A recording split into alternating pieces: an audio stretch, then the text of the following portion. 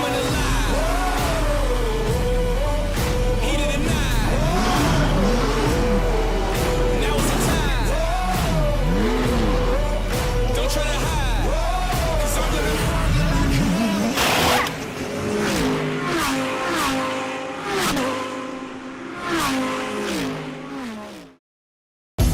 When you think of the most legendary motorsport venues in the world, you may think of Monza.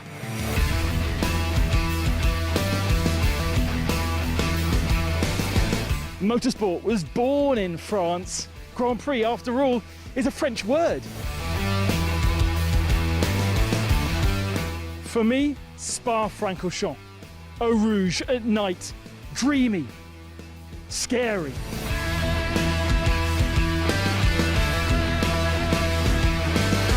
But surely the most legendary, most fearsome of them all is right here in the Eifel Mountains of Germany. The Nordschleife, the Nurburgring.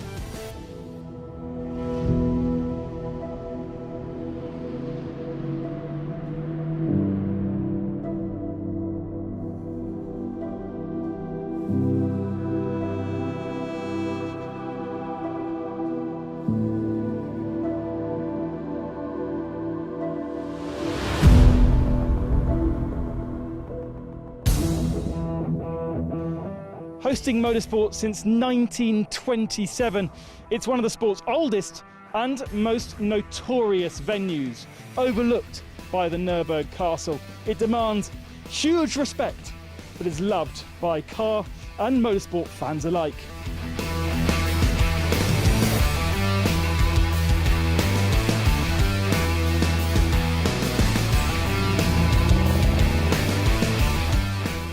Since F1 outgrew the old 23-kilometre Nordschleife, the Green Hells GP circuit has hosted all kinds of different formula, from Formula 1 to MotoGP and everything else in between. It could also be considered the home of sim racing, as the Sim Racing Expo is held at this venue every September. And just across the road is a sim racing lounge. But have 24 Fanatec rigs ever graced the interior paddock here at the Nürburgring?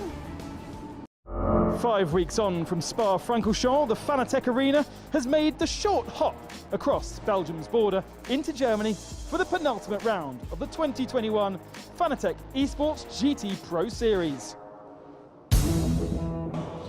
24 nominated drivers are once again fighting it out for GT World Challenge Europe Teams Championship points on Assetto Corsa Competizione in identical Fanatec rigs. And as the experience grows, so is the competition.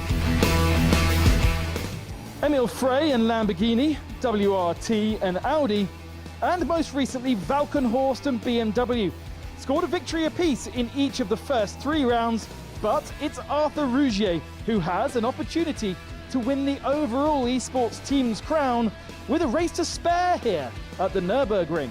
Meanwhile, Rinaldi could also seal the silver title after scoring a second-class win of the year at Spa.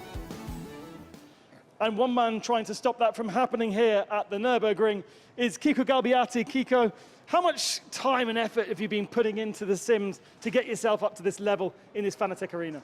Yeah, it's the first year for me here in the Fanatec Arena, and I enjoy so much because the virtual helps you to learn the circuit and to do a lot of kilometers before the race. And the realism is really very, very close between the virtual and the real. Let's get the lap comparison up. On the left-hand side, your real lap from practice this morning, and on the right-hand side, the virtual lap. What are the secrets of this Nürburgring circuit then, breaking into the first corner? Yeah, here we are with my laptop. So in 100 meters, we have the brake until here, first gear. You have to go on power very earlier. Here you can brake or not. It depends from your setup. This curve is really, really difficult because you have to stay near the white line and you have to have a really good exit. And it doesn't feel as though the racing lines through some of these corners are conventional, what you would usually do. You come in quite early to a lot of them. Yeah, I know. It's as we do in the reality, we do also in virtual here. And now we are near the turn number 8 here. Lots of banking here, right? Yeah, of course. You have to keep it, not too much. Here to do the V shape here, and try to stay more here near the white line here. Flat out? Almost. In the most iconic curve here, the Schumacher S. Almost flat. You release 30% more or less. Okay. And we arrive here in curve number 11, 100 meter. You have to brake and third gear. Here is a lot important to have a good exit here and to arrive till the last chicane. It looks like you're really hustling in the real car, and you look kind of calm in the virtual car. It's more or less the same. Yeah, it's more or less the same. We arrive here very fast, more or less at 240 kilometers per hour. And here we have to release very hard the brakes because there is a good straight, and here we are with my lap. As you say, very similar. Interesting that triangulating the corners in the real world, but when you're in the virtual world, it looks like you were trying almost to be more smooth to hug some of those longer corners. Yeah, of course. Also because in virtual you cannot do it the same thing as the reality, but you try to do it. You try as hard as you can. You will try. Try as hard as you can today. It's going to be a fascinating race here from the Nurburgring in the Nurburgring paddock. You head over to your sim. I'm going to head to the commentary box. Thank you.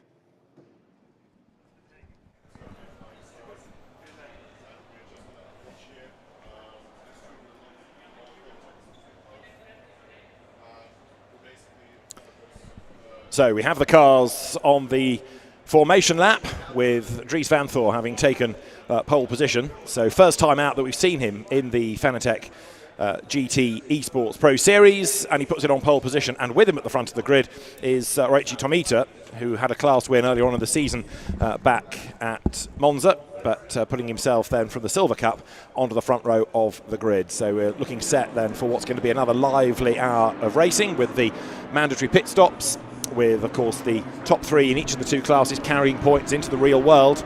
And now Dries Van Thor, having accelerated clear on this formation lap, now waits a little bit and tries to let everybody else catch up. But the rolling start we will get to. The outside of the front row should be Reichiro Tomita, assuming that the car is there. Yes, it is. And then third on the grid will be Kiko Galbiati, and to line up fourth on the grid, Arthur Rougier. So the field now working its way down towards turn 8. Certainly the way that things are set for this, at just after 5 o'clock in the evening for the start of the race. It is going to be a moderately dirty circuit, and we'll see what the drivers can make of what promises to be a really dramatic fourth round. If it's anything like Spa last time out, Ben Constanduros, we are in for a treat.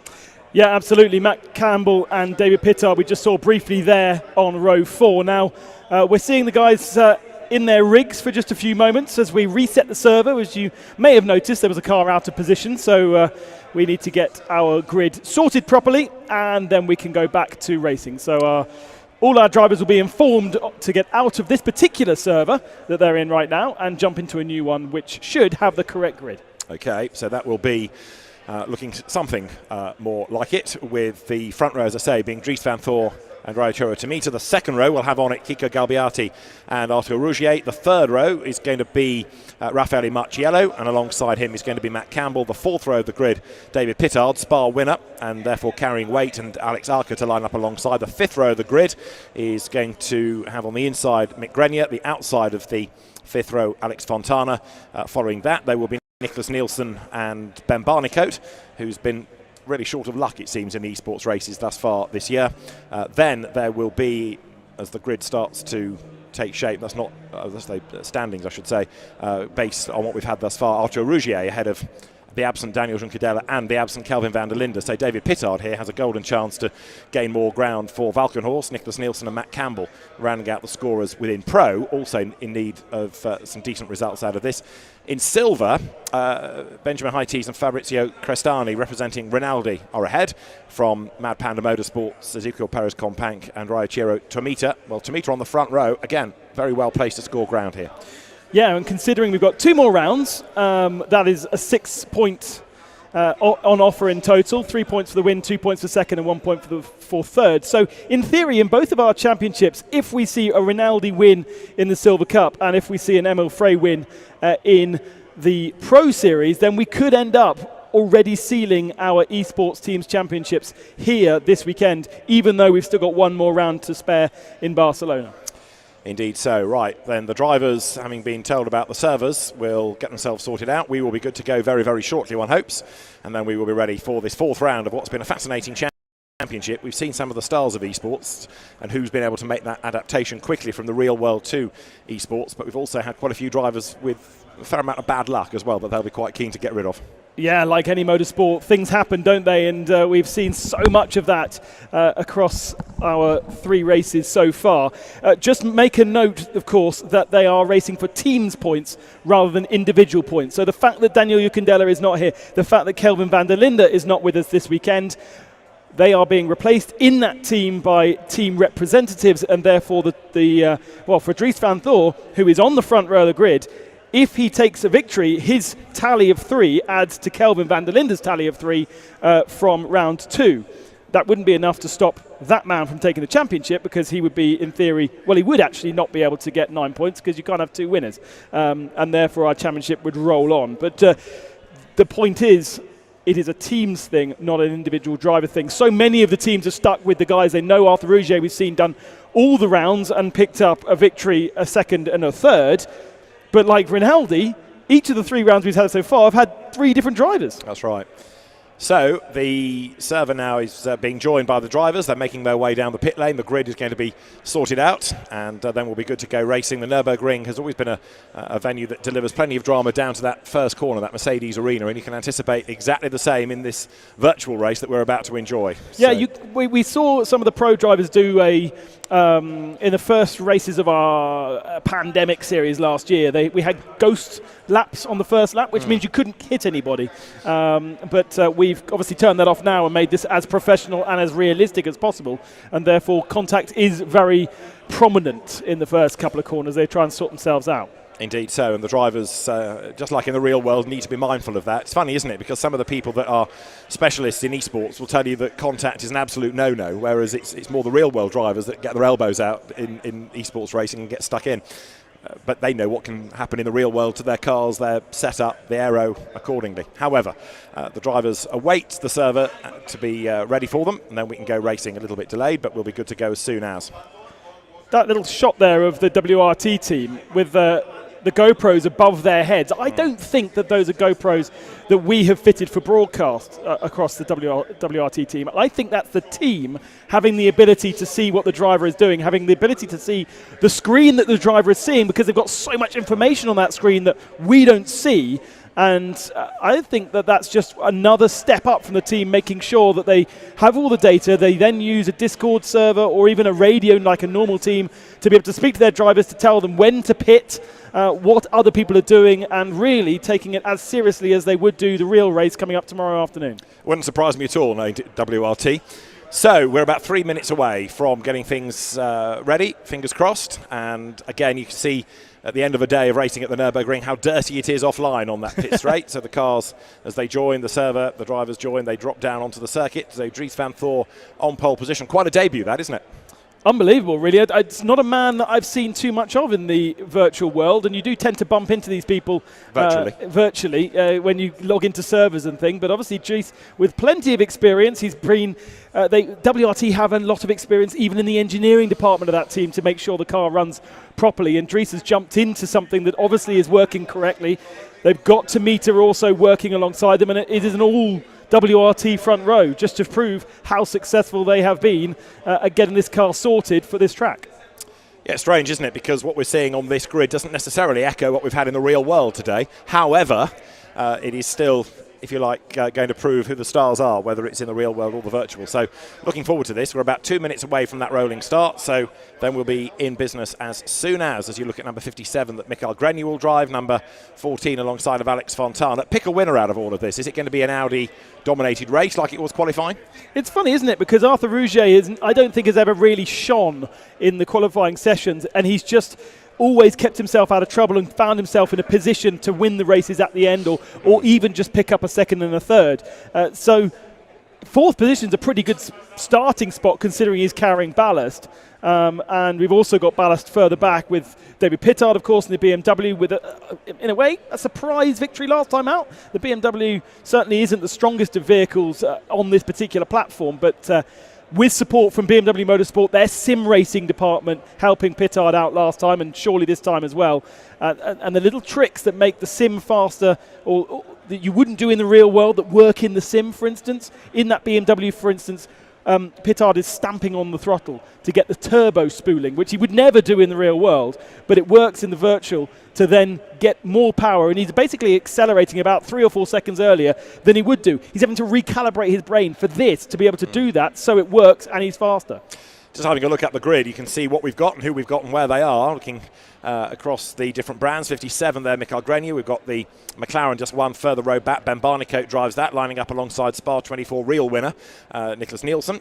In the Iron Lynx Ferrari, Marvin Dienst, who was a real star in the pre-qualifying session for the real world Fanatec GT World Challenge Europe, powered by AWS Endurance Cup earlier on in the day. Alongside him, Fred Verviche, somebody else I don't think we've seen a vast amount of in esports racing. Matteo Cairoli comes next, ahead of Thomas Drouet, Nicholas Schurl in the number 66 Audi, Benji Heites for Rinaldi, Nicholas Bourne, Ezequiel Perez Compact, Nico Bastien, Alex McDowell, and then Michele Beretta are going to round out the grid. It should be Marco Mapelli at the very back, but I'm not convinced that FFF Racing Team Lamborghini is going to be there. But we're set to go. Vantor, Tomita at the front, Galbiati, Rougier, row 2, Marciello, Matt Campbell, row 3, David Pittard, Alex Arca, row 4. And engines fire up, and they are now circulating on this rolling lap, ready for the start of round 4 of the Fanatec Esports GT Pro Series from the Nurburgring. Now, as you know, David, there's a real fight going on in the Silver Cup between Team WRT and Emil Frey Racing. And these points that we are attributing and collecting here in the virtual world are going towards the real world team standings. WRT and Emil Frey are separated by half a point in the team standings right now in the real world.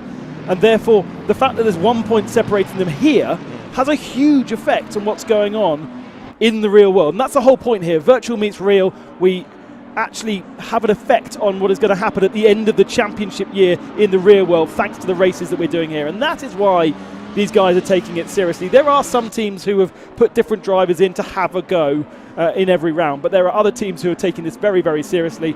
And I think you can see visibly from this particular race who that one of those most serious teams are, and that is the guys on the front row of the grid.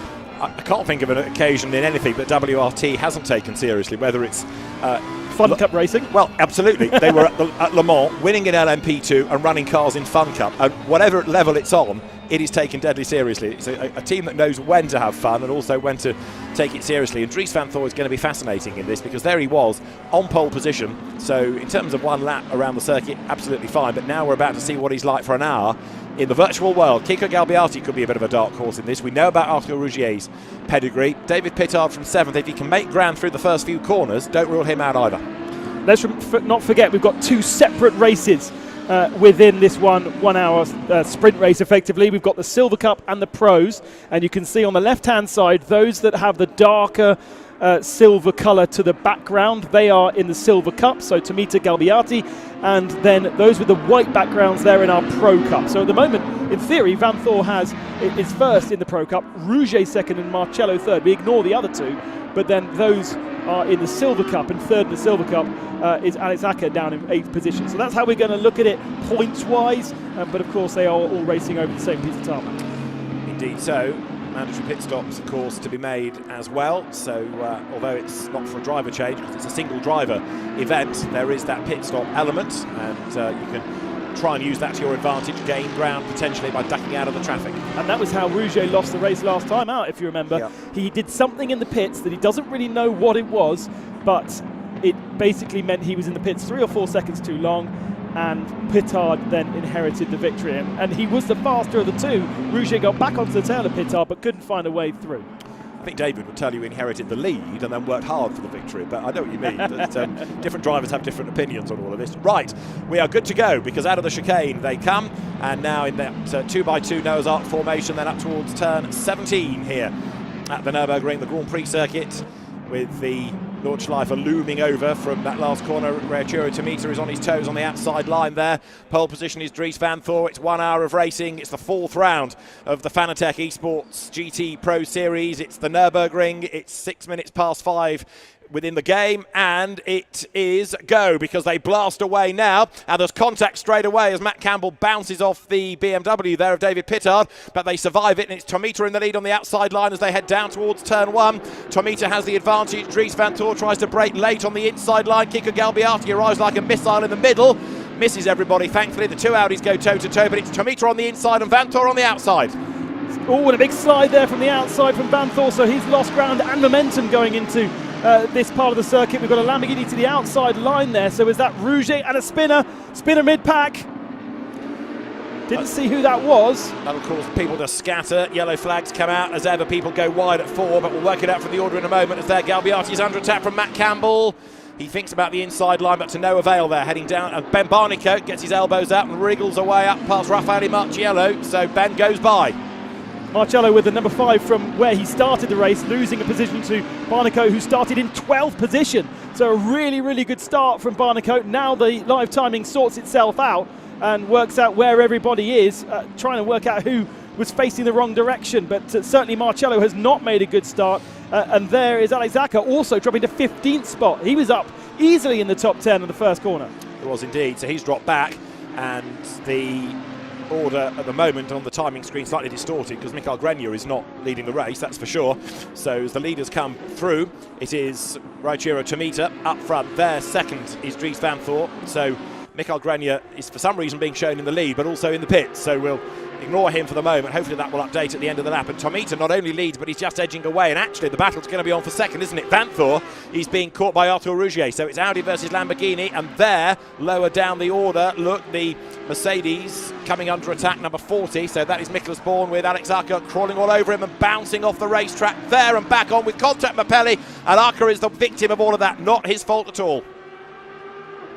Disaster also for AKA ASP with Marciello in the pits as well as Grenier and Marvin Dees. So there's quite a few pit visitors, and Marciello really did get bullied on that first lap. He did indeed, but Matt Campbell has just got himself up past Kiko Galbiati there. Nicholas Nielsen making good progress as well. Tomita led Van Thor at the end of that one by half a second. Find some wood to touch in saying this, but it wasn't quite the carnage on the opening laps of races that we've had in other rounds of esports. I know there were spinners and a bit of contact and lots of places traded, but it wasn't the mayhem that it could have been. That is a disaster for the Pro Teams Championship, though, because Acker ASP second in the championship thanks to Danny Ucadella. Marciello taking over the car for this particular weekend cannot now score points. He's too far back even if he does rejoin, and therefore they will stay on 4, and they were really the only people to be able to prevent Emil Frey Racing and Arthur Rouget from taking that championship. So it looks more and more likely, even though Rouget is second of our pro cars right now, that they will still seal that championship here today. Yeah, and he's now got to see what he can do about Van Thor, and the gap is coming down. Likewise, Van Thor is closing up onto the race leader Tomita. That is the Perez Compact Mad Panda Mercedes up the inside of the Rinaldi Ferrari, and easily goes through ahead of Benji Haiti down at turn 8. And also there, in fact, now Marvin Deans comes up to have a go as well. So the Mad Panda is a very rapid Panda at the moment. Compact gaining ground, but almost running out of road at the S's. We saw Benjamin Haitis taking 3rd position in the Silver Cup in our first race. He then handed that car over to his teammates. So we haven't seen him over the last 2 rounds back here, but certainly those two nowhere near the kind of performances that we've seen from them in the championship thus far. Rinaldi lead that championship with 7 points.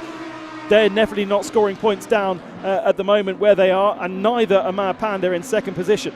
Tomita looking ragged through the chicane. So look at this. Dries van Thor has shaken off Arthur Rougier, and he's got himself onto the tail of the leading Audi is there. A place is gained by Matteo Cairoli, getting himself past Alex Fontana, so that's for 9th place. The dynamic Porsche goes ahead of the Emil Frey Lamborghini. So Cairoli chipping his way forward bit by bit, but back onto the attack comes Fontana. Look, he goes one way, goes the other, heading down towards turn 1. Elbows out from Cairoli, and the Porsche stands its ground. Fontana in 3rd position, so a point at the moment there in the Silver Cup. Amazing that 3rd position is 10th overall right now. The Silver Cup guys really are spread out through the field so far, but actually it hasn't been the chaos that we've seen in other races. Exactly, yeah, as I was saying earlier on. So they've behaved themselves pretty well. Marciello in the pits, Grenier in the pits, but those are the 2 main casualties. Alex Arca got going again. And now we'll see what he can do. So Fontana mugged into 10th place. Cairoli chasing after Ben Barnicoat. And then number 14, Alex Fontana, accelerates downhill. But Tomita leads only by 0.4 of a second, with Dries van Thor planning his attack now as the cars sprint their way down once again from turn 8 towards the Schumacher S. 0.3 of a second between our two WRT Audis at the head of the field. They're in different classes, so they almost can help each other, can't they? They don't have to race each other. Van Thor's got trouble behind him because he's got Rouget and Pittard breathing down his neck, but Tomita's in a kind of a safe position right now. He is. Now what can Pittard do, or is he going to wait until the second half of the race now? So you're riding on board with Dries van Thor, his teammate ahead, so we've got a Silver Cup leading a pro, which doesn't happen very often in this championship. Dries van Thor taking over Kelvin van der Linde's seat while he's away in duties for another championship. Up to turn 17 they come, and there, look, Cairoli having got ahead of Fontana, who's really having to work hard to fend off the attack again of that Lamborghini. Out of turn 17 they come. Porsche currently running 9th, Lamborghini 10th, and that means that Ben Barnicoat gets a free ride for the moment as he tries to pull away in the Jota McLaren. Right, the lead gap's gone up, Ben. 0.6 between them now, 0.7 between them. Okay, so Tomita has the measure of Van Thor, and Van Thor does seem to have the measure of the Lamborghini, chasing Lamborghini behind. There's a kind of a gap. The number that you can see on our timing screen is the gap between each individual car there. So 1.6 between Van Thor and Rouget, 1 second between Rouget and Pittard, 1.5 between Pittard and Campbell. So the race is not necessarily on, but I wonder how much we need to preserve things at these earliest points of the race. Yeah, indeed. Well, not preserving Nicolas Schurl because he's just mugged Thomas Drouet up there for 11th place. So the Attempto Audi in a big hurry, and that also now brings Nicholas Bourne into the mix as well. Tries the outside line, can't do it, so Drouet fends him off for the minute. This is 11th, 12th and 13th, all squabbling as they come now down through turn 6. Things you may need to preserve in this race: fuel and tyres. The temperature will be dropping off. Race starting local 5 o'clock local time. Not sure exactly the time of year we're at. The lights seem to be starting to illuminate already, so it could well be that we're going to go into a dust situation. As soon as we start losing light, as soon as we start losing temperature in the tarmac, then it'll change the way these cars feel. They are so sensitive to pressure and to temperature, and therefore maybe we've got cars that are set up for the later part of the race and they're just nursing their cars right now. 5-second penalty to Fred Vervisch, and that is from our human race direction for a collision on lap 1, turn 3 with the number 33 car of Benji Highties, is that not? In the Rinaldi Ferrari. Right, so Tomita still leading the way. We're on board with Nicholas Bourne, looking for a way to get himself up past Thomas Drouet, who wants his place back, but I don't think he's going to get it instantly from Nicholas Schurl. They now come through turn 17, and a replay of the start here. Good getaway by Tomita, and from the outside line into turn 1, he was able to control this all the way through the arena. Yeah, so there's in the middle of Pat there was Rafael Marcello. 2 or 3 bits of contact. There's a car going spinning, Marvin Dietz. Marcello at this point is still moving, but he must get more contact as we come through the second section of the stadium. Oh yeah, there's a car that spins in front of him. Unlucky. Yeah, indeed. So that, I think, was the Grenier Mercedes that then got hit. We'd also, as you say, had Deans given a tap. It was Matteo Cairoli who was the tapper. That was why he spun. Right, Ezequiel Perez Compank in the Mad Panda Mercedes, getting himself into the mix against Vervisch, but he's ahead in real terms because of the penalty that will be applied to Vervisch post-race. Marvin Deans, despite his spin, coming back at them. So the Mad Panda Motorsport Mercedes ahead of the Top Sport WRT in the context of World Rally Team, not to be confused with the Belgium Audi squad. We've got another yellow flag out somewhere, I see. Yep. So somebody else has had a drama. Ben Barnicoat is now shown as being in the pits, so he is the man that's had the drama. That's a big shame. Hopefully our replay guys can pick up exactly what's happened to the Jota car, because he's the only representative for McLaren and he was doing a good job on those first couple of laps. Yeah, and he's one of the stars, wasn't he, of what you've called the pandemic series, our championship last year, taking the battle to Louis Delatres for the last round, and Ben Barnicoat going well in that. So it's a real shame that he's had rotten luck race by race, but I thought he kept out of trouble. He did get involved in a bit of a skirmish at turn 1. Maybe that's had a longer lasting effect as Tomita makes a mistake at the chicane. Rally crosses through the middle now. He hangs on to the lead. Is that going to incur a penalty? Because had he slowed and tried to get the car through the chicane, he would have lost the lead. So you could argue that by skipping it and keeping the lead, he did benefit, he did get an advantage. The game's really clever like that. It looks at every little mini sector and works out if you lose or if you gain time. And so it's not necessarily something for human race control to look at. The game has already calculated that he has lost some time, and therefore he'll get a warning and the game will remember that he's done that, but he won't actually get a penalty until he does it multiple times. So Tomita got away lightly, therefore, with that. Dries van Thor hard at work. You can see the concentration on the WRT driver's face as he goes out of turn 4, second gear, back on the power. Makes exactly the right noise, doesn't it? A virtual Audi sounds like a real one. And he's in the wheel tracks of his teammate as they head now into the left at turn 5. Interesting, he's running his ABS at 4.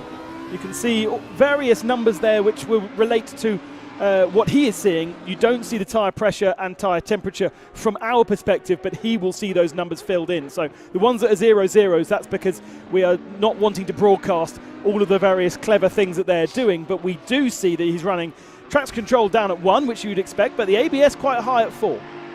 Fastest lap of the race so far is Ryuichiro Tomita, but we're talking hundreds quicker rather than tenths quicker than Van Tor. As there, Marvin Dienst moves through ahead of Ezequiel Perez Compact. That puts him back up into 14th on the racetrack now after his lap 1 spin. Dienst, I think, for the rest of the hour, making progress, will be another of the stories of the race. Yeah, because I'm sure I saw him in the pits on lap 1, so that's maybe my eyes are deceiving me, but he does seem to have got some decent pace. At least he was spun around and now making his way through the field. And the field spread is quite large with the guys further back who've got less experience. The likes of Frederick Vervisch, who is the 3rd new driver in that Santalot car that has also been shared by, we saw Tombe kind of get in it and then get out straight away in Monza. And then Christopher Hasse has been driving that the last couple of rounds. It's the first time we've seen Vervisch for Santalot representing the 25 machine. So we've lost Marciello, we've lost Grenier, we've lost Beretta, we've lost Barnicoat, and up front Tomita leading by 0.7 of a second as there coming over the line is the next Mercedes fight. So Thomas Drouet versus Nicholas Bourne, who has shown intent. He goes to the outside line there as they drop down towards turn 1. So Nicholas Bourne to the outside line. If he can stand his ground, the road will come to him, but no, Thomas Drouet just for the moment fends him off. Now we do have a drive-through penalty for car 63 for causing a collision. Now 63 is usually Bortolotti. It's Mapelli, I think, for this. But Mapelli he's not even on there. He must be the first car that retired. Yeah. So Marco Mapelli given a penalty, but I think he's already gone AWOL, as you suggest. So it'll do little. Now Nicholas Bourne, having tried to make that move, it didn't work for him, so he's fallen back by another couple of lengths. He's now going to push on and try and gain ground once again relative to the similar car just up the road ahead, the Mercedes of Thomas Drouet. So it's ACA ASP here versus the SPS Automotive Performance car. Matt Campbell comes through the Porsche, currently running in 5th place. And then you've got behind Kiko Galbiati. So those two running 5th and 6th on the racetrack. The Porsche being given a real workover here as the field swings its way through once again. But we're on lap number 7. We have got just under 47 minutes to go. Porsche fends off Lamborghini. Yeah, that feels like Galbiati has made an error. I'm sure he was further up the field.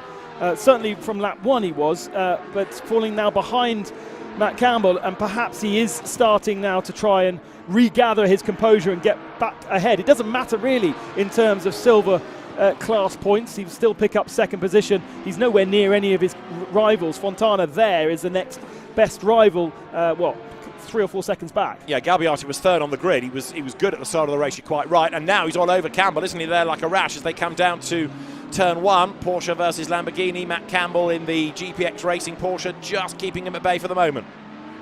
Nose to tail, they run up towards turn 2. Galbiati goes for a little bit more curb on the inside line there, but Matt Campbell, for the moment, he's being able to fend him off. But while they squabble like this, so they're dropping away from David Pittard in that 4th place in the BMW. Yeah, absolutely. And Matt Campbell's one of those men who you feel as though could have done more here. He's had loads and loads of sim racing experience, absolutely loves his sim racing, and just has been caught up in so many accidents that perhaps hasn't quite collected the points for GPX that really, if you looked at his form, he should have. A single point is really not enough for the kind of talent that he is when he gets to virtual racing. True, but then again, if you're only scoring in the top 3, Yeah, it does it's make hard. life even tougher for you, doesn't it? So, yeah, with drivers of this calibre, with the quality of racing that we've got, it ain't easy to score points. Right now, big move is on here, look, because Fontana fights back and he breezes past Matteo Cairoli. Got a great run coming out of turn 8, and he made that Porsche look pedestrian. He did it. Cairoli must have got a little bit of a slide on through the previous corner just to not have the momentum, because it was all in the Lamborghini's favour. It was a little bit deep through there, but ultimately there's so many complexes and a big old slide. And the problem with the slide, number one, you lose a position. Number two, you overheat your tyres, and then it takes such a long time for those tyres to come back to you. You lose probably more than you should in terms of grip and temperature. But having said all of that, Fontana is not taking that line down. Cairoli very, very quick into the chicane. Fontana had to back out of that, but that Lamborghini has certainly got the pace to fight back. Down to second gear, into turn 17, down to first gear, turn right, but there, he nearly got into the back of the Porsche, had to turn out of it, and so he's lost 2 or 3 lengths to Cairoli as they come across the line. Great battle this. It's only for 8th place, but even so, they're throwing everything at it. And this track does offer you different racing lines, the ability to round off a corner or square off a corner or triangulate a corner, so go in deep, go deep and then cut back, and you can do that on some of the longer radius corners. There's different lines all the way through here to really encourage racing, and the opportunity to dive into an apex like that, carry too much speed at the apex, sort it out and then get a nice clean exit.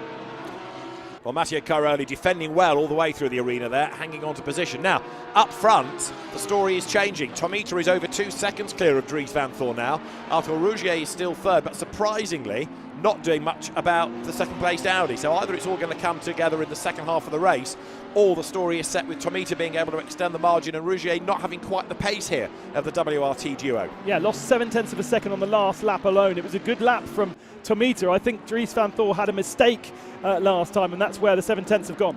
Mercedes still at battle here, and Nicholas Bourne up the inside line, and this time he's going to do it, I think, as they come out of the corner. He has shown intent before, and this time he's going to make it stick on the outside line. Yes, after lap of saying, I'm here, I'm going to get past you, he's finally done it. So this is the sequel to the Bourne ultimatum now. He's suggested he's coming by, and he's now done it, and so now Bourne ought to be able to get away. Nice and compliant there as well. He could have had an overlap going into the fast left-right, which just wouldn't have worked, and there would have been an accident. But these guys are taking this more and more seriously. Perhaps in their fun races they might have just smashed into each other there, but this is for real teams' points. Absolutely. And therefore they're taking it properly. So race leader is onto lap number 10. We've done 9 and the gap is 2.4 seconds. As through the chicane the Mercedes bounce, then rattle over the curb. Nicholas Bourne, next target Nicholas Schurl. Now, quick word about pit stops just while we get to the next battle. What's the window? What do you have to stop for? How are they going to play this? Yeah, a 10-minute window in the centre of the race, so from 35 to 25 minutes. As we see Frederick Vervisch here side by side. Now he'll have to stop for an extra 5 seconds because of that penalty, so he will be stationary in his pit box for at least 5 seconds. For the rest, they only have to put 1 single litre of fuel in. They don't have to change the tyres, and therefore it should be a very quick stop. There are tricks though, David, that you can play when you're in the pits if you do it manually, if you enter the pits manually, then you actually can, if you nail it, be faster in the pits than the automatic system taking over, stopping the car.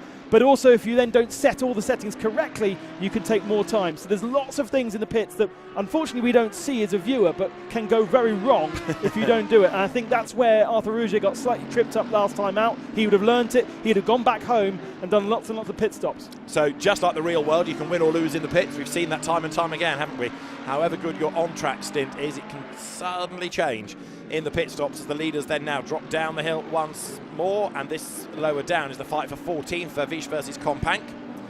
So Fred Vervisch with a time penalty hanging over him, and Ezequiel Perez Companc, who's been a staunch supporter of this Esports Championship. And I tell you what, running this Mad Panda Motorsport team, he's settled into it really well. The Silver Cup operation, they've had a good season thus far in the real world and in esports racing as well, and it is possibly one of the most talked about teams because of the name, because of the colour scheme, and he's absolutely tight-lipped. He will not yet tell the secret as where Mad Panda as a name comes from. Does play the character as well very well, and has good points in this championship. 5 points from the 2 seconds and the third position. Hasn't taken that victory yet, and lies 2 points away from the championship lead in the silver team's points. But right now, there are no points for him at Mad Panda, and there are no points for Benji Heites either at Rinaldi. So that whole silver team's championship could really concertina up. Bear in mind, we haven't yet had a silver car win outright, and there, number 14, which is Alex Fontana, making a bit of a mistake at turn 1, so losing a length or two to Matteo Cairoli. But the silver story could be the story of the race here, as now to the inside line looks Perez Compact, giving Fred Vervish a bit of a work over here. The Mercedes clips the curb, but not quite able to get the power down and sprint ahead of the Audi. Usual thing, turn 1 has the inside line, but it puts him on the outside for the next corner, and you have to then compromise your momentum. But he's now got the inside for the turn 3. Has he taken too much speed in? No, holds on. Yeah, Vervish had his own line there, which was the rallycross line up the inside. Shorten the lap somewhat up the curb, as they do in the real world. But yep, Ezequiel Perez Compact has gone through. He's gained the place. That puts him now 14th. And he'll hope to try and break away from that as the cars power down the hill once more. Alex McDowell has been given a drive-through penalty, incidentally, for Garage 59 in the Aston Martin number 159. Well, and also Nicholas Nielsen. We're just waiting to see them come up. And Nicholas Nielsen caused a collision lap 1, turn 3 with car 57. And so from 7th position, the leading Ferrari will have to take a drive-through penalty. McDowell has to take a drive-through penalty. We haven't got an update of exactly why that is. And interestingly also, that battle we saw between Cairoli and Fontana, in theory, Cairoli is supposed to give back the position that he gained. I'm not quite sure why. I don't think we saw why. But at the moment, Cairoli staying ahead by half a second. Yeah, I'm trying to think back as to what he did wrong to gain that. He wasn't off the racetrack, was he? Raichiro Tomita then, hard at work, race leader, and being able to adapt very, very well now to real-world racing. It's not been his day, actually, in terms of pure pace in the pre-qualifying session, but in this race, going great guns. And the Audi 2.7 seconds to the good over Dries Vanthoor, who's 2.2 ahead of Rougier. Rougier versus Vanthoor could be the one to monitor to see if that gap's going to come down. Really, really clean from Tomita, not getting any kind of slip on the tyres whatsoever. And if you do that in this game, on this platform, what happens is you overheat the surface of the tyre, you add a little bit more pressure, and suddenly the car goes away from you. You don't have the pace, you don't have the feel that, and it's weird. It just sort of sips away until you calmed yourself down. You don't slide the car for a couple of laps, and then the temperatures and pressures cool off slightly, and suddenly the car comes back to you. Suddenly you've got another half a second. It's very, very sensitive, and looking at the way Tomita is driving, he is very conscious of that and making sure he doesn't put any kind of slip, try too hard, overdrive, and then cause himself a problem. A 3.6 second lead now. Marvin Deans, in the meantime, still hustles on. He has now caught up to Thomas Drouet. So Drouet lost out to Bourne, and he's about to lose out to Deans potentially as well. So the Mercedes drivers working their way up the order. Marvin Deans for Top Sport WRT on the back of the ACA ASP entry, the surviving ACA entry really, as Drouet ain't going to be long for this position, I fear, because Deans is all over the back of him now. They make the climb up the hill, into the left, into the right of the Schumacher S. Just skim the gravel on the side of the racetrack there. Track temperature 19 degrees as the field accelerates its way now to the Ravenel curve, but as they power their way towards us, Drouet is certainly under attack, and the way that car is moving around, it won't be long before Deans is able to pounce. I feel like we talk a lot about Marvin Deans in these Pro Sim races, but he never seems to deliver a result come the end of the race, and he hasn't got any points. He goes up the inside now, miles quicker, and really takes the position. But the car behind him actually does have a point from last time out. Thomas Drouet was third, so Deans is definitely the faster of the two right now, but hasn't actually got any points on the board. No, he was involved in a fair few scrapes, wasn't he, in earlier rounds, as Arthur Rougier has now caught Dries Vanthoor. So I was suggesting a lap ago, this might become the story. It is the story, and if Rougier now can clear Vanthoor, could he do anything about Tomita for the lead? It's game on for second place. Look back to fourth, David Pittard. Now remember, Pittard has got 30 kilos on board, Rougier has got 15, but even with that weight, Rougier has caught the ballast-free Audi there. What they can do, or certainly what Rougier could do at this point, with just a minute to go before the pit lane window opens, he could, if there is space further back, jump into the pits, get that pit stop done and find him some new clear room, because I feel as though Dries Vanthoor is going to defend and work really hard to keep this position. Arthur Rougier then a study of concentration as he chases on behind Dries Vanthoor. Oh, missing the apex massively, Dries there. Yeah, indeed, and that brings the Lamborghini closer, closer, closer as they crest the brow here up towards the Ravenel and Bilstein curves. So the Lamborghini closing up. Arthur Rougier taking a sharp intake of breath as he tries to work out whether he can pounce on the way up towards the chicane. Race leading car kicking up the dirt as well there. The Audi tries to escape, does ever so slightly there. The gap grows fractionally, but Rougier now up towards the chicane, which is that softer version, so it's not really a passing place, it's just more of a flowing section. And Vanthor gets all squirrely there, bounces over the curve. Rougier thinks about making a move. The only way he can go is on the outside line. There wasn't a gap on the inside, but really the move for turn one has started already, hasn't it? Now he's got to piece it together and pounce at the next corner. Vanthor really struggling with the car. He's not got the tyres underneath him, and right now he does have the inside line and may well go defensive. Rougier does it, through on the inside. To be fairness to Vanthor, he gave him racing room. And David Pittard has arrived in the party as well, hasn't he? Because the BMW benefits from the delay. Vanthor's car suddenly looks like it's on ice, doesn't it? It's sliding all over the place. Pittard to the inside line.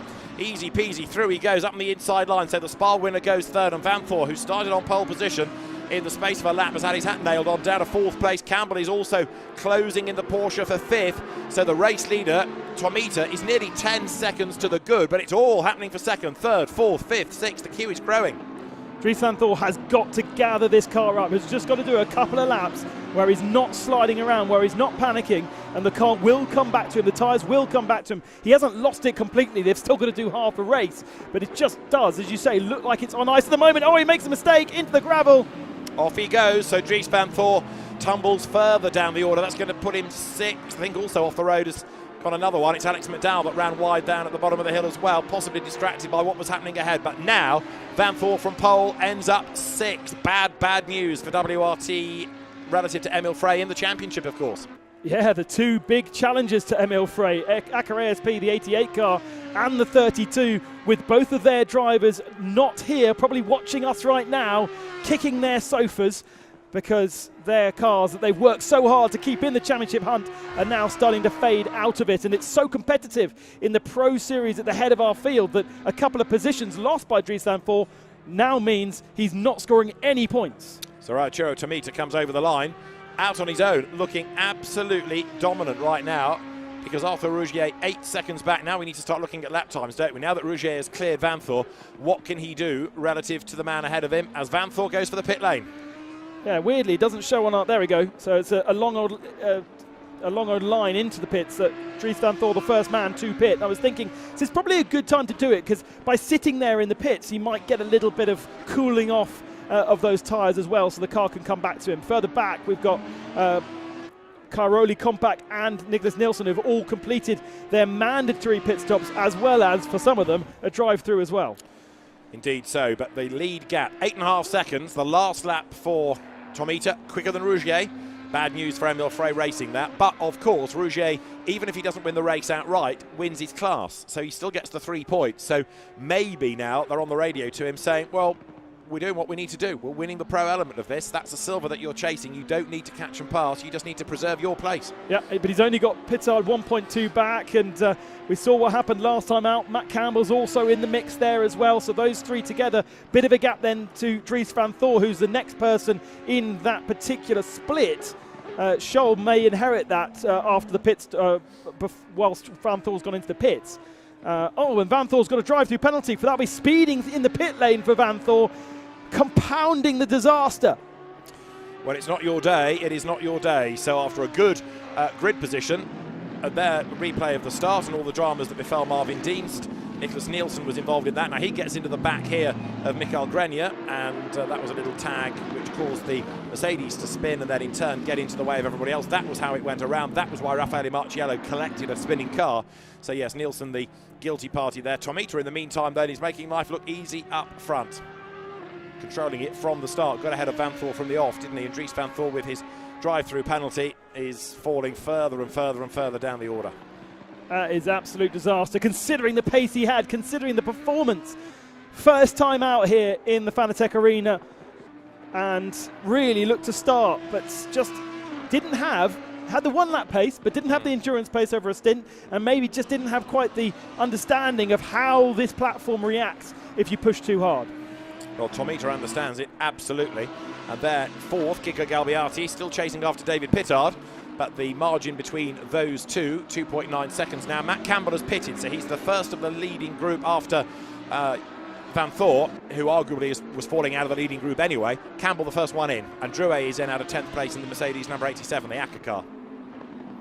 So Galbiati for the moment gets clear track space, doesn't he? Can he catch Pittard out of all of this? The answer for the moment for the Grasser Racing team looks to be a no, but we'll see. I wonder whether Matt Campbell felt that he was getting held up a little bit by Pittard. He was within a second of the BMW, and perhaps he just fancied a bit of clear air for the moment, see if he could get a couple of laps of clear air in and overhaul the BMW when Pittard chooses to pit. Possibly so, possibly so. 1.6 seconds, Rougier to Pittard. Galbiati then is fourth. Fontana has benefited from all of this. He's fifth. Nicholas Schürrle is up to sixth. Marvin Deans is going to be seventh before he serves his mandatory pit stop, and those that have served the mandatory stop are those with the little green icon next to their names. So Kiko Galbiati still runs fourth. Tomita doing a very good job up front.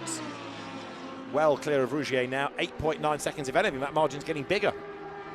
Really remarkable work from Tomita. And the Audi absolutely nailed the setup. I saw him practicing in the dark yesterday. I'm not quite sure why, whether they think that it might get dark by 6 o'clock, but or just taking away some reference points and so helping him learn the track a bit more. I don't know, but either way, whatever he was doing, it seems to have worked. They get a limited amount of time in the Fanatec Arena to practice, and so everybody, in theory, if they want to, can take those 3 hours. No more, but they can do less if they want. And they might have this platform at home, but they might not have the rigs identical to what we have here, thanks to Fanatec. So it's going to feel different. That's Nicholas Nielsen in the background, isn't it, getting it wrong? So just like it can bite in the real world, it bites in this as well. So Nicholas Nielsen, having got his penalty out of the way, having made his pit stop as well, then has a spin. 15th he was, and he drops back. That, for the moment, gives then Ezequiel Perez Companc a bit of breathing space. He doesn't have to think about defending, but he can now exclusively concentrate on attacking Thomas Drouet. Dienst is in, Vavish is in, Heites is in, and way up the curb there goes Drouet. Way up the grass goes Drouet on the exit of the chicane. So both of these Mercedes have made their pit stops. Now, Matt Campbell, I thought, had pitted. Yeah. But Ben is pointing at a screen that he's yet to reflect that. So did he do something wrong in the pit stop that the game says, no, that's not good enough, that doesn't count? I would have thought Matt has got the experience not to make any errors when he goes into pits. They do need to take 1 litre of fuel to make sure that the game recognises that they've pitted. We definitely saw him going into the pits. He didn't have a drive-through penalty, at least at that time, and I don't think he does now. So is that a game glitch, or did he not put that 1 litre of fuel in? In which case, he's got a lap and a half to get in again and do it. Otherwise, as we saw in previous events, he could be disqualified. And he's also gained ground against David Pittard, hasn't he? Because the gap between them is nothing at all. When we last looked, the two cars nose to tail, David Pittard having served his regulation stop as well. And there they are, absolutely together, but Matt Campbell not being shown as having served a pit stop. We were told he was in, but that pit stop has not registered for reasons as yet to be confirmed. So David Pittard trying to defend, and it means that Tomita leads the way. Rougier is in, Galbiati is in, and Nicholas Schürrle's up to fourth, yet to stop. Yeah, so this is a really important lap for these two to make sure they absolutely nail it, whilst Rougier and Galbiati are stationary in pit lane. And can they jump a position here? We know that Rougier had a struggle in the pits last time out. He is now moving with the pit limiter. Make sure you don't turn it off until you get to the pit line. Here he goes back out of circuit. Where is the BMW? Where is the Porsche? There, but behind, crucially. So now we need to make sure we get Tomita into the pits before the 25 minutes before the end of the race is up. Otherwise, everybody has now completed their mandatory stops, and obviously we have that question mark over Matt Campbell. The game will disqualify him. Even if it is a glitch in the game, he will get to the end of the race and be disqualified by the game. We'll then have to reinstate him manually if there is a glitch. Here is Tomita. He's got 45 seconds to get into the pits. Crucial Crucially doesn't miss it now. It's to the right-hand side here, and he dives into pit lane. Gets onto the anchors, gets on to the pit speed limiter, and makes sure that all the settings are good. He's unticked change tyres. He's got 1 litre of fuel going into that car. He's unticked fixed damage if he has any damage. And then the pit stop can be as fast as possible. The stewards have had a look at the Matt Campbell pit stop. They've reviewed it. They've looked at the evidence of that pit stop. He came in, he stopped, and he went, but didn't take on the fuel. Oh. So Tomita, as the race leader, gets his pit stop out of the way now. There's Dries Van Thor's car in the pits and out of the race. He's another one that we've lost from the competition. So there aren't going to be that many finishers out of all of this. There's Ben Barnicoat's stationary McLaren, so frustration for a number of drivers, but Raichiro Tomita could be on for his race of races here. Storms out, and this is his race to lose. Yeah, absolutely. There's nobody around at all. Look, miles clear of Arthur Rouget, with Pittard just 1.6 back, but more importantly for Tomita, miles ahead of Galbiati and Fontana, the 2 Lamborghinis are the 2nd and 3rd in the Silver Cup, and those two have got a decent gap between them. So points for Rouget, Pittard, and, well, not Campbell at the moment, because Campbell needs to do another stop, but he can't because the window's shut. Right, so we're not expecting him to get much further in this, are we? If you say the game can exclude him, so Matt Campbell, and again, like you were saying, he knows what he's doing in esports. Yeah. And equally, there's a team. Surely the team will say, Pitt, you know, do this, do that, take on fuel, guide him through it. He's attacking David Pittard for all he's worth, but this is a phony fight, really, because it's not going to count for anything.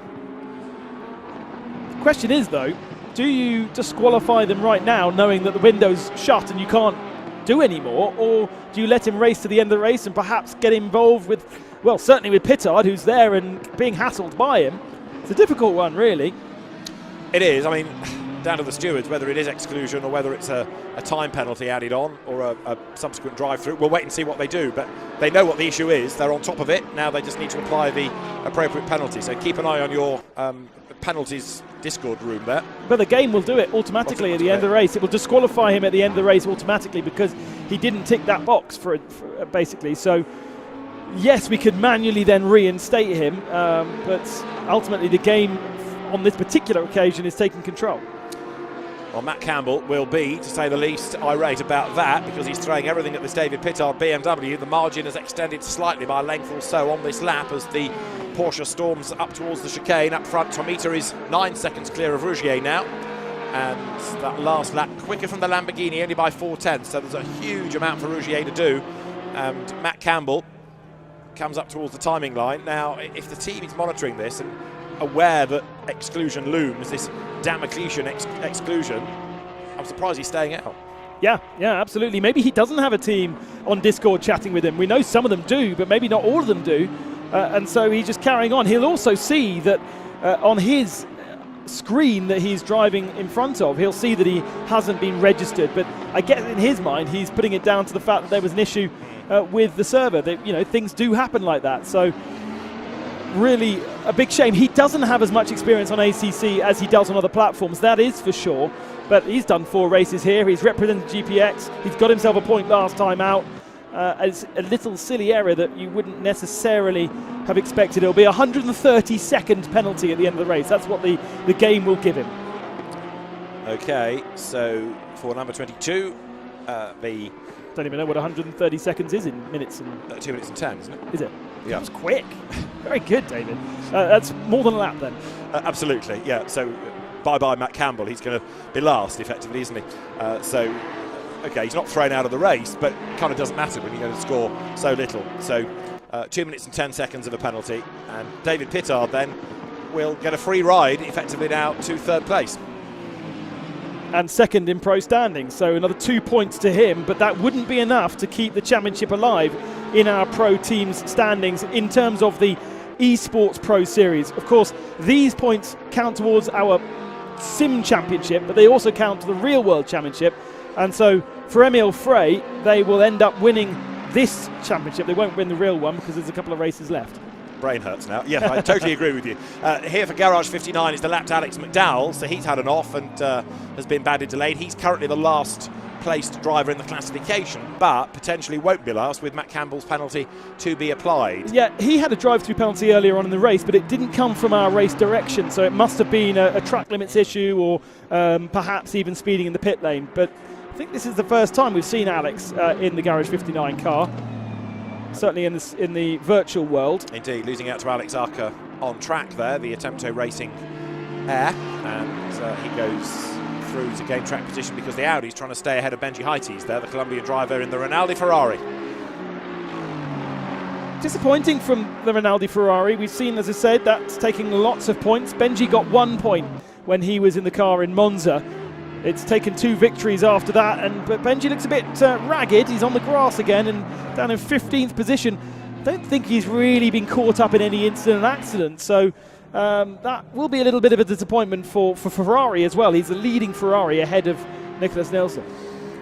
Indeed so, as over the timing line then, there goes the Garage 59 Aston. Alex McDowell, pretty handy touring car racer as well as GT driver, but came from one mate racing in the real world. Benji Heites we've seen increasingly in European GT racing of late, and the lead gap incidentally has gone up again. It's the wrong side of 10 seconds now. This fight on track is basically the Ferrari trying to lap the Aston, isn't it? And eventually Benji Heites does go through there. So how will the silver team standings all shake up then? Team WRT with Tomita taking 3 points. That will put him within a point of Rinaldi Racing. And more importantly, will stretch his advantage in the real world standings over Emil Frey's Alex Fontana. Now Fontana will score 1 point right now. Galbiati scoring 2 points. So that will be one closer for them, and Mad Panda and Rinaldi both missing out. So Rinaldi will still lead the championship. WRT will have 6 points in second, Mad Panda with 5 in third, and then Fontana will have 3 in what will be 4th position. So that silver team's standings will stay alive, and that will have also an effect tomorrow when we look at the real world team's points for the Silver Cup after the 3 hours of real world racing. Yeah, as far as pro is concerned, an Emil Frey win, which is what they're going to get in class, guarantees them the title. Yeah. So it is job done. And again, you can understand perhaps why Arthur Rouget is quite happy to just sit there now, bank the points, bank a championship. And he's still banking a win as well in the class. In the class, yeah. But this, as you say, will be the first time we've seen a silver team taking victory overall. So this is the race leader that we're riding on board with and watching at work as they storm currently lap number 22, and up the hill goes Tomita. What have we got left in the race? Just under 18 minutes now, but for WRT, a class win and the first silver win outright is on the cards for Emil Frey Racing, the first championship. He's in a really good rhythm though. Last time was a 55.2. That's kind of the pace we've got across the board. He's still one of the fastest men out on circuit, even though he's got that 10-second lead and doesn't need to push. But 0.3 of a second he took out of Arthur Rouget. Rouget and Pittard setting the same lap time, and Matt Campbell then another 0.7 back. So the pace is really good from Tomita. Yeah, I mean, he's just been relentless, hasn't he? He never once looks like he's backed off to preserve a lead. He's just pushed all the time. So through turn 17, past the Dorrant on the left, up towards the timing line again. This will put another lap in the book, and as he comes across the line to complete lap number 22, he goes by now. 17 minutes on the clock still, and Tomita has just annihilated them in this race. He has been faultless. Looks like he's on his own private server, doesn't it? It looks like he's on a test day. Yeah. Nobody around. Not too many back markers to worry about. It's just 17 runners in total now. Now, Compank is taking a bit more than expected to get past Thomas Drouet. Suddenly Drouet has kind of mastered the defensive art here, and the Mad Panda Motorsport Mercedes yet to crack the ACCA car. Behind the pair of them is Fred Verviche catching back up again, but is this Compank's chance? Yes it is, gets the pace, but he's going to be on the outside line heading up the hill towards the chicane, but he makes the job stick. Does he on the outside line? He's ahead, he's off the road, and Drouet will try and fight back.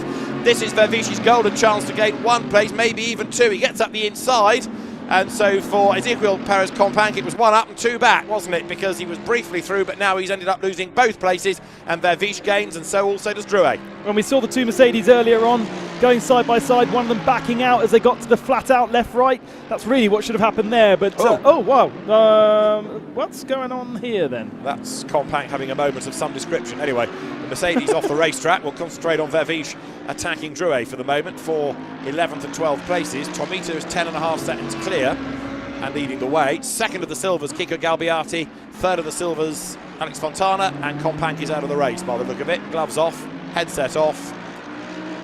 I'm off. That is what we call a rage quit in the virtual world. Okay. Get angry, hit escape. So down the hill goes Drouet in a car that's been involved in quite a lot of the battles in this race. He's had to work really hard for what is 11th spot that he's in at the moment. That's a shame, actually, because that would have been a nice race. Even though, yes, he'd lost 2 positions, he could have got those positions back. The car wouldn't have been too badly damaged. We could have continued with this race, and yeah, it wouldn't have scored points, and maybe that's something to consider in the future, that points further down the order will inspire drivers to keep fighting. But, yeah, Compact is leaving the building. I think he's probably already got a beer. He's gone. He's out of here. Right, Drouet still 11th then. What have we got left in the race? Just under 15 minutes. Tomita, the dominant, and Matt Campbell is still battling with David Pittard. Little good will it do him, given that penalty is going to drop him to about Tuesday post-race. This is where we do see things creep in, though. Mistakes start to happen 15 minutes before the end of these 1 hour races, because the tyres have done their best, given their best, and they just start to overheat quicker and slide around more. Car is lighter, of course. Shouldn't be a problem in terms of fuel around this circuit. We do see some circuits where the likes of Mercedes, particularly thirsty, and they can't actually do a full hour without needing a little bit of lift and coast. But around here, it shouldn't be a problem. Tyres, I would have thought, perhaps might be more of a problem. There's a lot of corners that ask quite a lot of the various different tyres. This being one flat out uphill left-right. Well, Rougier at the moment is hustling on, but you get the feeling that he's very content. Just take the points, take the class win. Yeah, he'd like it overall, but from the team's perspective, he doesn't want to risk anything. Now, what about Pittard? 3 seconds back, and his last lap not quite as quick. So, although the margin is a small one, I think it's still advantage Lamborghini here, isn't it? As they accelerate once again now up through this approach to the chicane. Lap 24 we're on. There is the 5th place, Kiko Galbiati Lamborghini, and that is the second of those in the Silvers. Yeah, and hasn't picked up any points so far in the championship, but on course for the first time to pick up 2, having spoken to us at the start of the programme, giving us a guided tour around this Nurburgring circuit.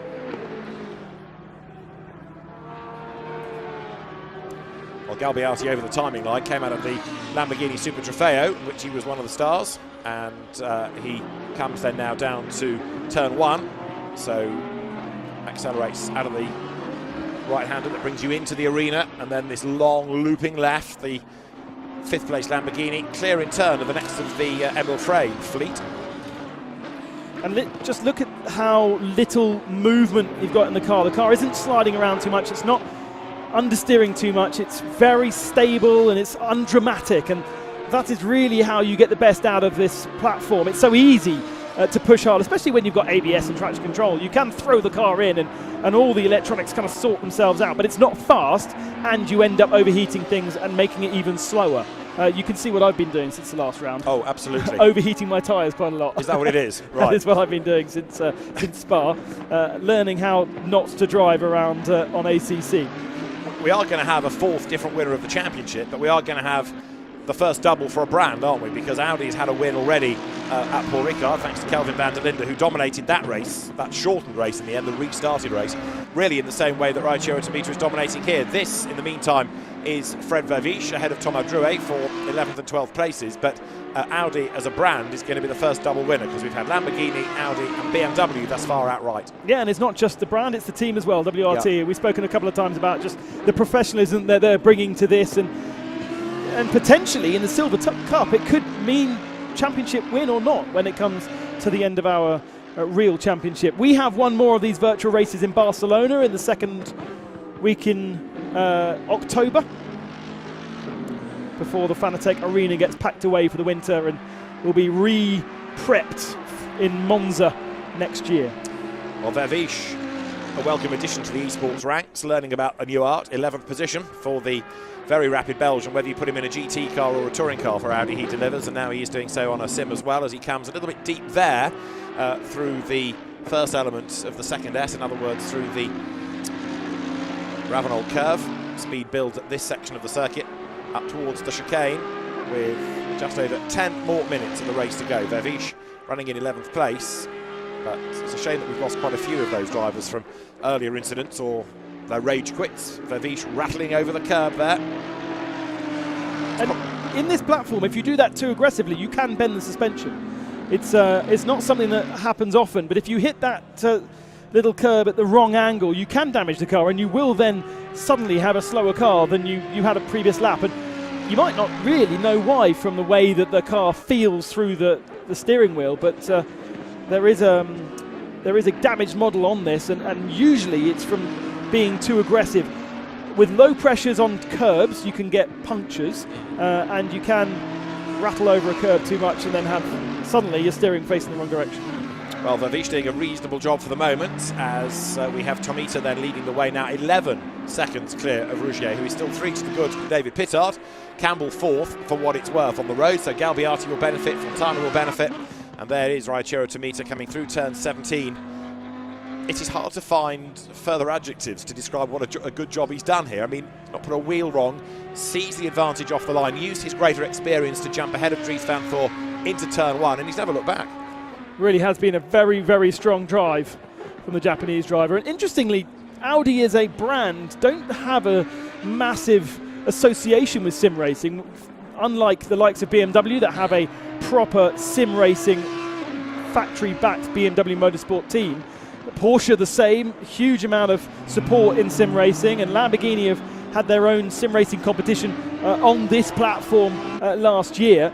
Mercedes and Audi we haven't seen too much of in the sim racing world, but I wonder whether with these kind of performances with drivers like Kelvin van Linde, who are so keen on their sim racing, whether that might start encouraging Audi as a brand to get more involved and to start linking up with and creating a team like Audi Sport, but in the sim virtual world rather than in the real world.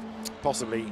It's hard to imagine somebody like Audi not committing to it when everybody else has, and when it's clearly an area of the sport that's mushrooming all the time. So Tomita with 8 minutes on the clock ticks off the laps now. This is about not making mistakes, isn't it? He's got 11 seconds in hand. The win is his.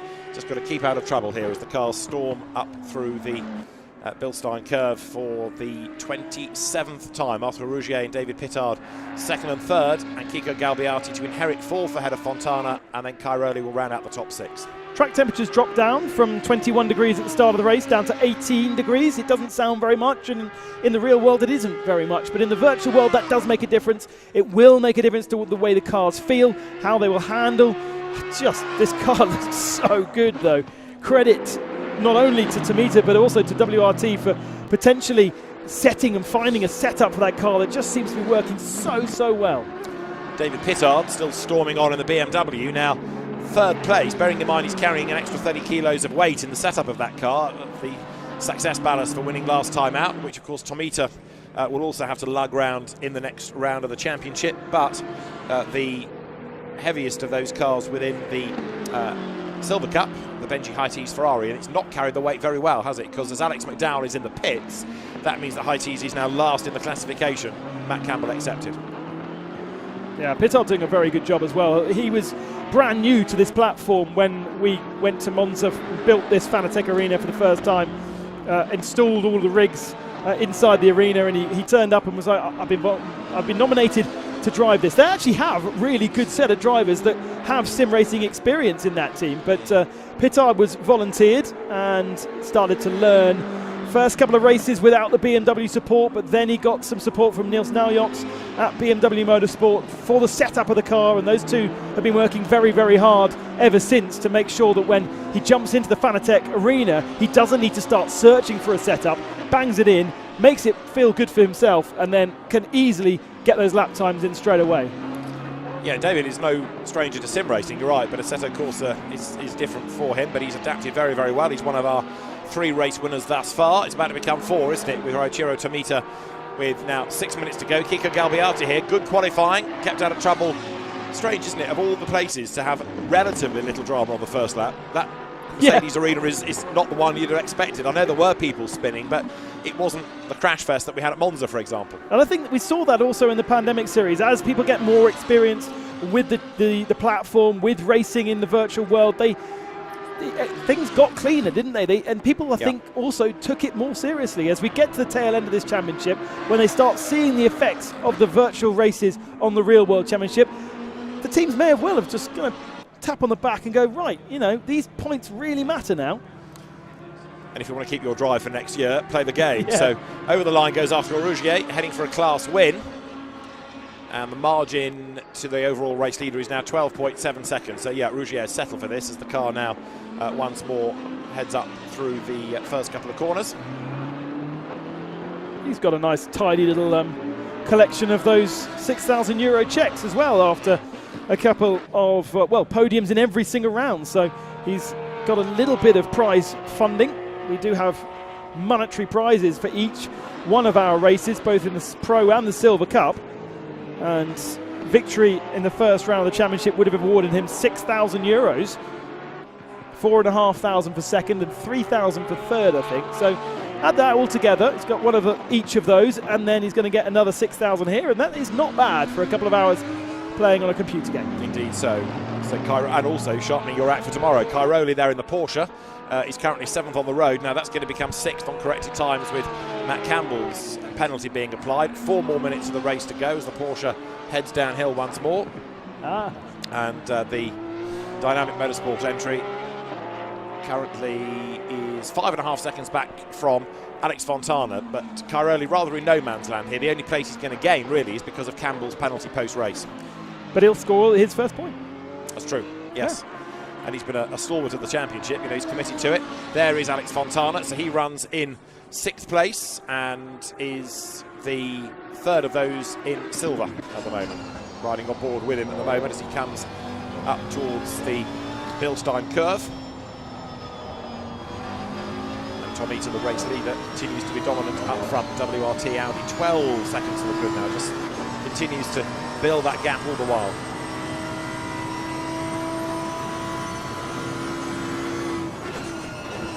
So Fontana through the chicane.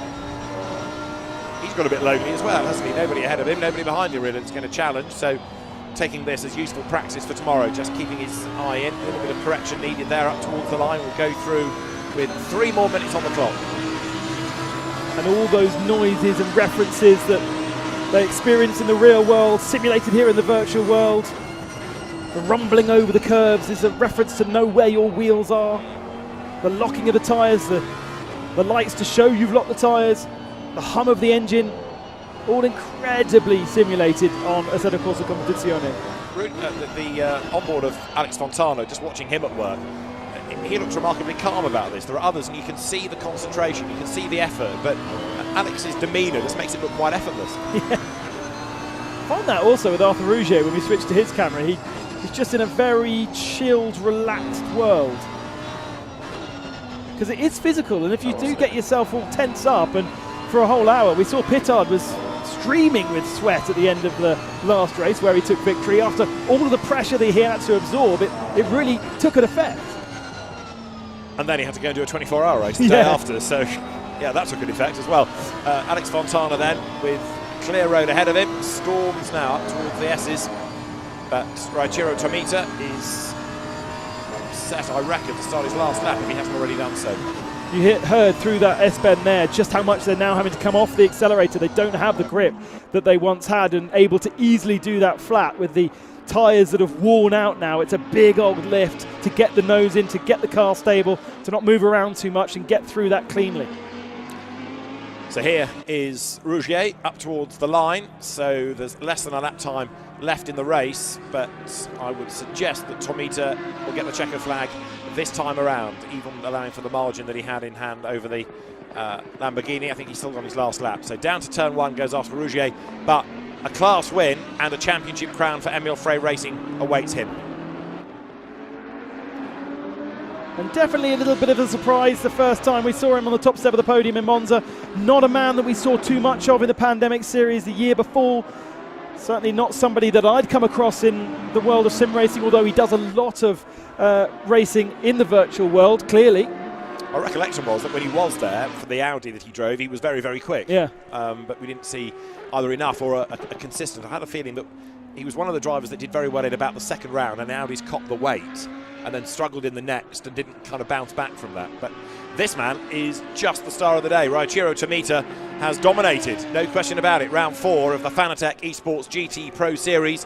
He's on his way to an outright win. He's on his way to a Silver Cup win. He's about to give Audi and WRT a second victory of the season, and he is about to become the first silver driver to win outright, and he has done this in absolutely fantastic fashion. This will be so very important for the team's standings in the Silver Cup in the real world, with only a couple of races left in that. A big battle between Emil Frey Racing, Alex Fontana's team, the 14 car and the 31 of WRT, and this will count. The timer clicks to 0. To the checkered flag, to a race win then for WRT, for Audi. Raichiro Tomita wins round 4 of the championship here at the Nurburgring. He dominates the race. Raichiro Tomita wins in fine style. So the Audi driver comes home victorious. There's a huge round of applause from those in the arena, and still totally impassive is Raichiro Tomita, as though he doesn't know the race is over, but he definitely is the winner. It is definitely over, and he has dominated. He's nearly 14 seconds clear of Arthur Rougier, and David Pittard takes third, Matt Campbell fourth, and then the penalty to be applied. So he will drop and drop and drop as the rest come home. It shows how good those soundproofing headphones are, isn't It's it? Because quite. everyone was having a great time celebrating, and Tomita didn't even have a smile on his face. Remove the headphones, see how much everyone's enjoyed just a dominant drive from the silver WRT car. We're still waiting for quite a few of our team's cars to come across the line, but we have got all of those that are going to score then. So Raichiro Tomita wins from Arthur Rougier and David Pittard. Fourth uncorrected time, Kiko Galbiati ahead of Alex Fontana, and then Matteo Cairoli with Nicholas Schurl, Nicholas Bourne, Marvin Dienst and Fred Vervisch to round out the top 10. We've got new winners, we've got new champions, and the only downside, Ben, is that we've only got one more round of the championship still to go. Yeah, Barcelona in the middle of October. We will do this all again for the last time. We haven't seen rain and we haven't seen nighttime yet, and both the simulator does a really good job of both. So maybe we'll throw something into the mix for the final round. Who knows? Let's see what develops. Let's see what develops. So we will have the winning drivers to the podium shortly, and the silvers and the pros. Arthur Rougier, David Pittard, Matteo Cairoli, the top 3 in the pro class, confirming that penalty to Matt Campbell, which puts him in the end into 15th and last position. But he'll be kicking himself for that. But another great race in this Fanatec GT Esports Pro Series from the Nurburgring. Who can use this VT then?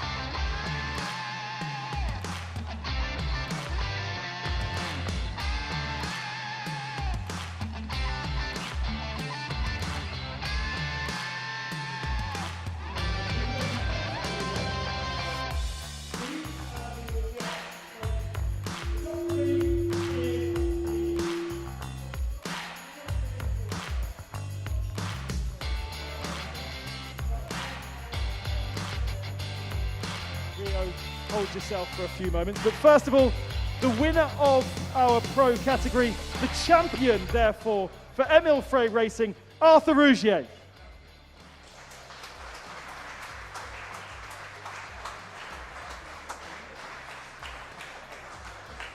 And we've got some trophies for Arthur to award him. Let's get second position then. And for BMW's Walkenhorst Motorsport, it's David Pittard.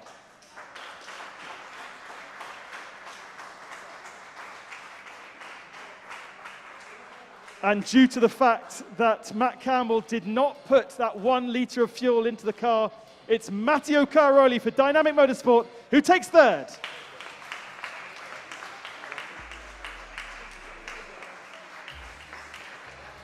So please welcome onto the stage Stefan Rattel, who is going to present the trophies and the caps to our top 3 drivers. First of all, to our winner, to our champion. No, we're going third first. Matteo Caroli, the first time he's managed to stand on our podium. And the first point for Dynamic Motorsport. Oh, thanks, David. David Pittard, second position after a win last time out. That is not a bad job with the weights that he had. And the champion is Arthur Rougier, his second victory in the series and giving Emil Frey the Pro Teams Championship here at the Nurburgring with a round to spare.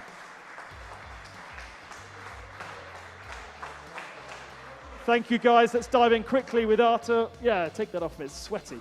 Arthur, congratulations, not only taking victory here today, you have the championship now with 1 round to spare, and it's all just fallen into your hands. Yeah, actually it was a really nice race. I was not expecting that today, I have to say. I was a little bit struggling with pace at some points, but I just kept my head down, and today we just grabbed the win in Pro and also the win in the championship, so yeah, nice day in the office. And how are the team reacting to your success here in the virtual world? Actually, they are all there cheering at me, so yeah, I think they are quite happy also. So You can go and celebrate even before the real race has even started. yeah, now we have a real race, so we keep focused on tomorrow also. Congratulations, there you are, our top 3 in Pro once more. Thank you.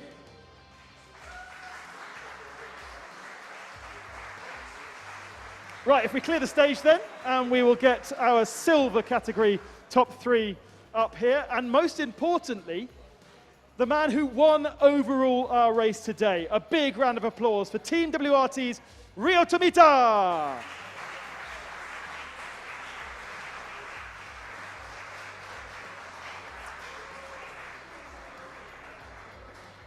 Great drive from Tomita, massive advantage over the rest of his rivals in the Silver Cup. Second position, our guide at the start of the show for GRT Grassa, it's Kiko Galbiati.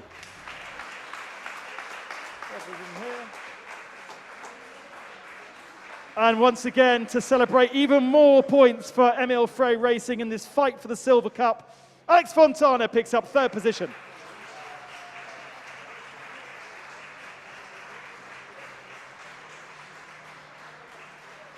Great job from our top 3. And once again, we will present trophies from Fanatec. Roberto Rossi is here to celebrate with us this weekend. And third position, Alex Fontana.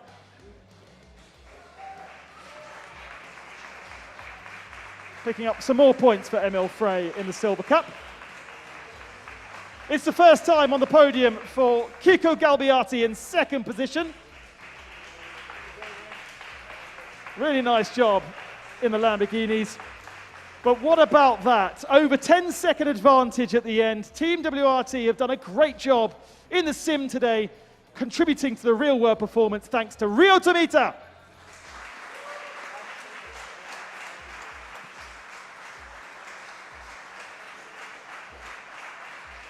All right, let's dive in and have a quick word, Rio, because that was just awesome. The performance today, the cleanliness of the way that you drove throughout that hour, just spellbinding. But yeah, the team get us working harder, and who is the Thomas guy, and he's really good job, and that's why we get faster and a good setup. Yeah, that's it. So this is not just you driving this 1 hour. This is a massive team effort from WRT. Yeah, exactly, true. Yeah, I have to say the thank you for team. All right, and you've given some good points for the real world championship fight that is happening. There is your top 3 in the Silver Cup, including your overall winner.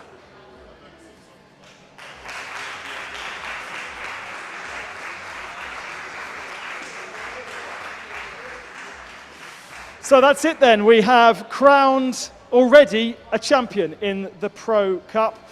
And in the Silver Cup, we are contributing points towards a really frenetic Teams Silver Cup Championship that is happening in the real world tomorrow afternoon. That is our next real race, and then we will go back to sim racing in Barcelona in the second week in October. But thank you so much for joining us here in the Nurburgring. It's been quite an exceptional race from Team WRT, and it just shows they're taking this more and more seriously every time we come into this Fanatec arena. Bye-bye for now.